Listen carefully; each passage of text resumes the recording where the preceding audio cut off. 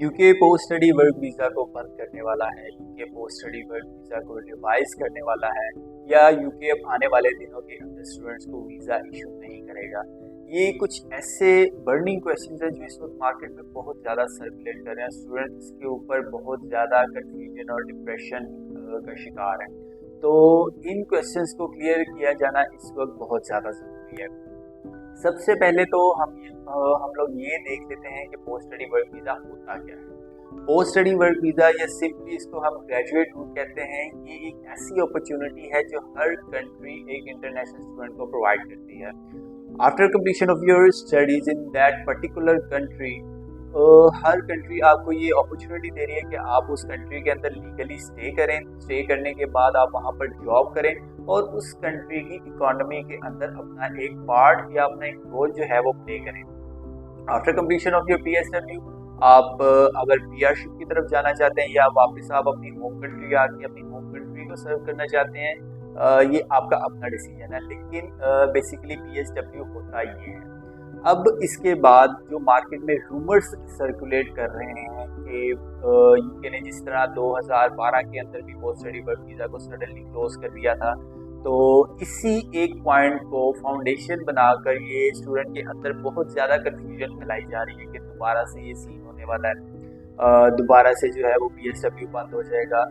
Unfortunately कुछ हमारे मुल्क का या हमारे लोगों का अलमिया ये है कि हम लोग अपनी दुकानें चमकाने के लिए, अपॉलॉजीज, लेकिन ये एक सच है और ये एक कड़वा सच है, लोग अपनी दुकानें चमकाने के लिए स्टूडेंट्स को इस वक्त बहुत ज़्यादा कन्फ्यूजन में डाल रहे हैं। अगर एक स्टूडेंट विलिंग है यूके स्टडी के लिए, यूके जाना चाहता है स्टडी करने के लिए, बहुत ज़्यादा उसको कंफ्यूज किया जा रहा है कि यार अब तो आपको UK post study work visa ही नहीं देगा, स्टूडेंट वीज़ा रेशो कम हो जाएगी, दिस एंड दैट एंड सब कुछ इस तरह के जो है वो चीज़ें बताकर स्टूडेंट को जो है वो यूके से डाइवर्ट किया करने की कोशिश की जा रही है दूसरी कंट्रीज़ की तरफ। तो मेरा पर्सनली और एज अ कंसल्टेंट मेरा ये ख्याल है कि अगर एक बच्चे ने अपना माइंड बनाया हुआ है, उसके इरादे हैं कि मैंने इसी कंट्री के अंदर, if we are talking about UK, मैंने यूके में ही जाना है, तो हमें उसके लिए जो है ना वो रास्ते आसान करने चाहिए, बजाय इसके कि अगर एक चीज़ की हमारे पास ऑफिशियल क्लैरिफिकेशन ही नहीं है। अब एक चीज़ यहाँ पर ये कि KBI ने और होम ऑफिस ने ये अभी तक कंफर्मेशन दी है कि हम पॉलिसीज़ को रिवाइज कर रहे हैं, ठीक है। इसके ऊपर डिबेट्स और डिस्कशन चलनी है हाउस ऑफ कॉमन्स के अंदर, लेकिन इस तरह की कोई भी कंफर्मेशन या क्लैरिफिकेशन नहीं है कि आया कि ये स्टेप हमने उठा लिया है या इस चीज़ को हमने इम्प्लीमेंट करना है। मेरा एक क्वेश्चन ऐसे लोगों से जो इस वक्त बिला धड़क ये सर्कुलेट कर रहे हैं कि पोस्ट स्टडी वर्क वीज़ा बंद हो गया है, यूके अब आपको पोस्ट स्टडी वर्क वीज़ा नहीं देगा, 2 साल से ये 6 महीने की ड्यूरेशन हो जाएगी। क्या आप लोगों के पास इस चीज़ का एविडेंस है?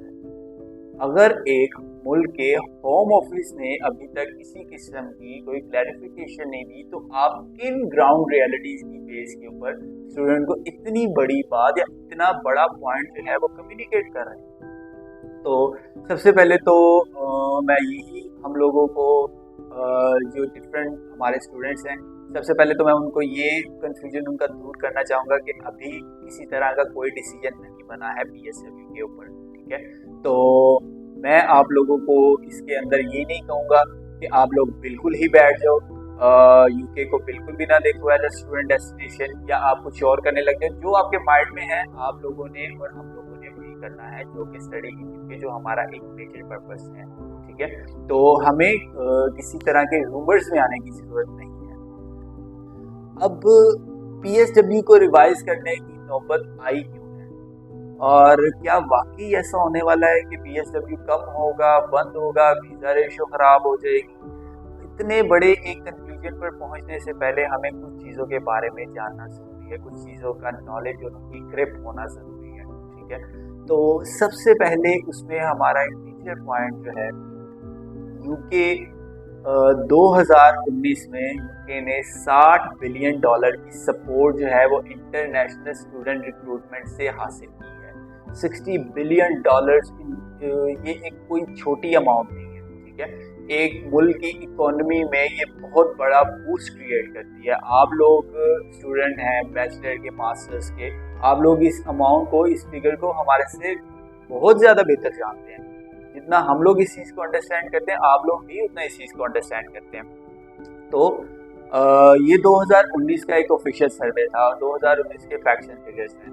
लेकिन अब अगर हम देखें 2020, 21, 22 और रिसेंटली जो इंडेक्स क्लोज हुए हैं 2023 के अंदर, हर आने वाले साल में ये नंबर जो है वो इंक्रीज होता जा रहा है।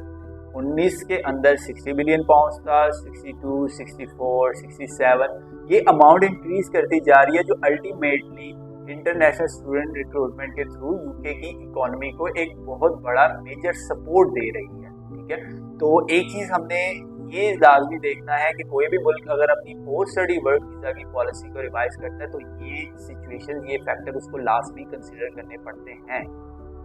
ये हमारा पहला पॉइंट। सेकंड, जो एक मेजर रीज़न है पोस्ट स्टडी वर्क वीज़ा को रिवाइज करने के लिए, यूके चाह रहा है कि हमने नेट माइग्रेशन को कम करना है। जेम्स क्लेवर्ली ने अभी जो ऑफिशियल स्टेटमेंट्स दी हैं उसके अकॉर्डिंगली उन्होंने कहा है कि इमिग्रेशन, नेट इमिग्रेशन इस वक्त बहुत ज़्यादा हो चुकी हुई है यूके में।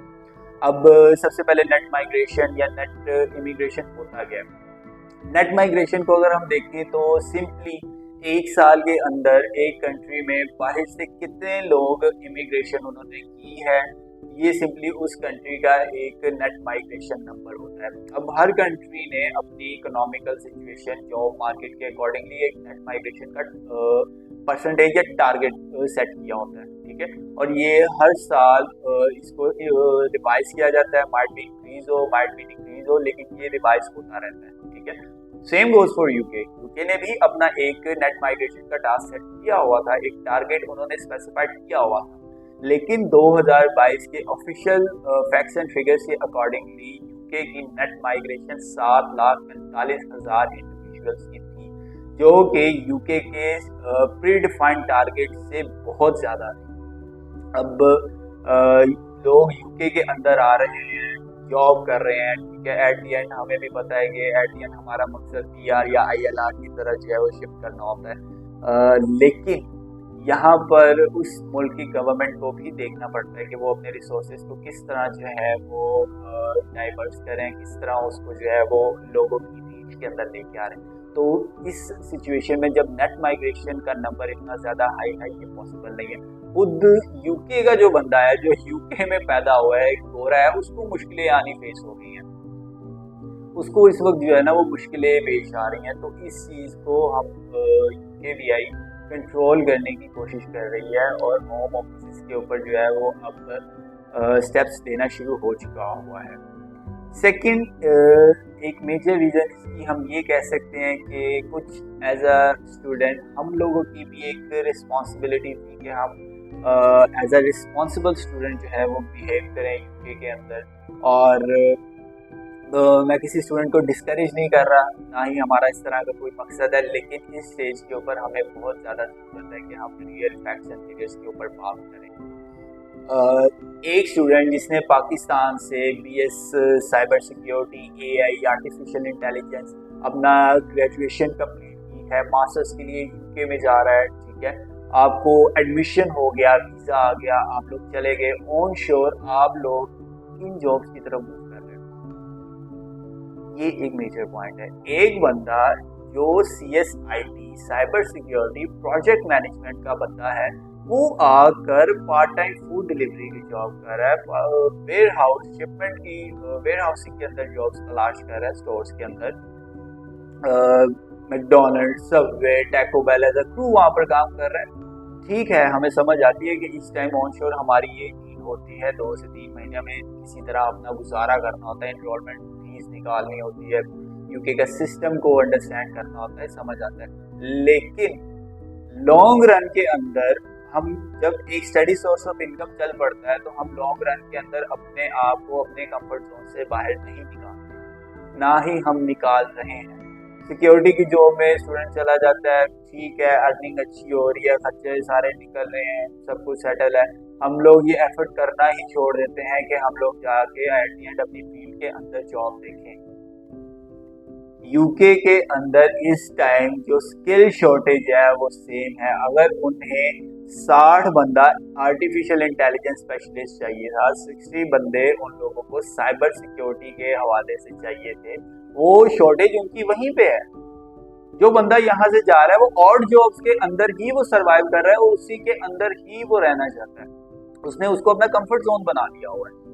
तो ये जो है ना वो बेसिक मसला यहाँ से भी आ रहा है। वो लोग कह रहे हैं कि आपका हमने जो है वो रूट देखना है कि आप ड्यूरिंग द स्टडीज जो आपकी वर्क लिमिटेशन है उसके अंदर आप किस तरह का काम जो है वो कर रहे हो।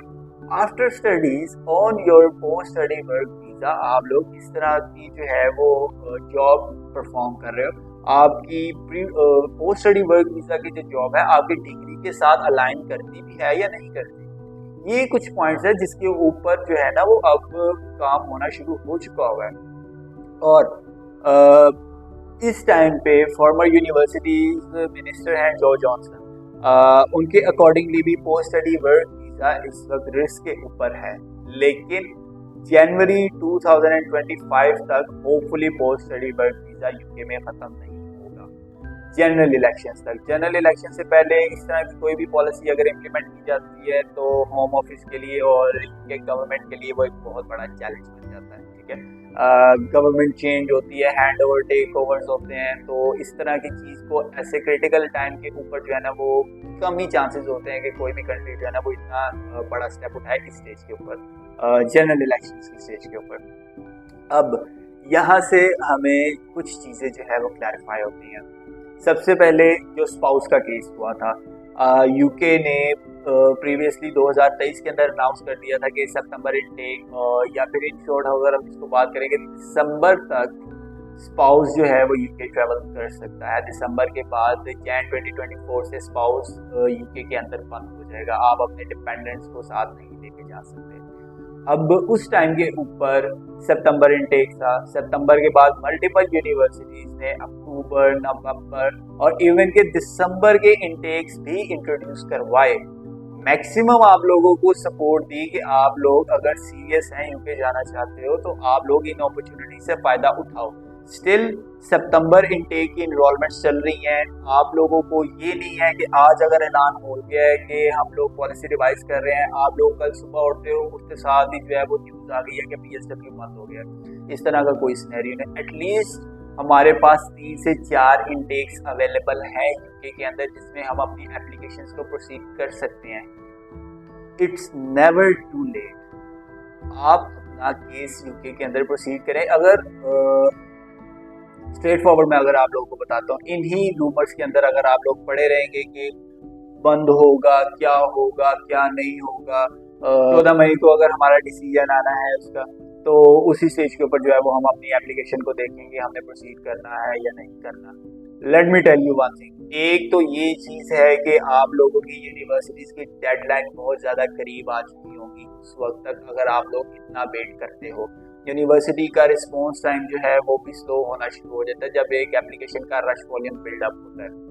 तो मेरा एट दी एंड सिर्फ स्टूडेंट्स के लिए यही पैगाम है कि आप लोग किसी किस्म का जो है वो कंफ्यूजन का शिकार ना हो। हमारे कॉन्टैक्ट नंबर, हमारे काउंसलर्स के कॉन्टैक्ट नंबर आपके सामने शो हो रहे हैं। आप 24/7 कांटेक्ट करें। किसी किस्म की आपको कोई कंफ्यूजन है, आप लोग हमारे काउंसलर से उसको डिस्कस करें, ऑफिस विजिट करें, अपना केस डिस्कस करें। आप लोगों को किसी किस्म की भी अगेन कोई क्यूरी है, कोई आपको कंफ्यूजन है, कोई परेशानी है इस पूरे प्रोसेस से रिलेटेड, आप लोग उसको खुल के जो है वो डिस्कस करें ताकि ये कंफ्यूजन क्लियर हो और हम लोग कोई फाइनल स्टेप की तरफ मूव ऑन करें। तो वीडियो बहुत ज़्यादा लंबी हो गई है, ज़्यादा मैं आपका टाइम नहीं लूँगा। आई वुड रिकमेंड कि आप लोग हमारे एक्सपर्ट काउंसलर से जो है वो अपना केस डिस्कस करें। अपडेटेड इन्फॉर्मेशन के लिए हमारे साथ जो है वो कनेक्ट रहें ताकि आप लोगों को जो है वो इसी तरह की इन्फॉर्मेटिव वीडियोस मिलती रहें। Thank you very much.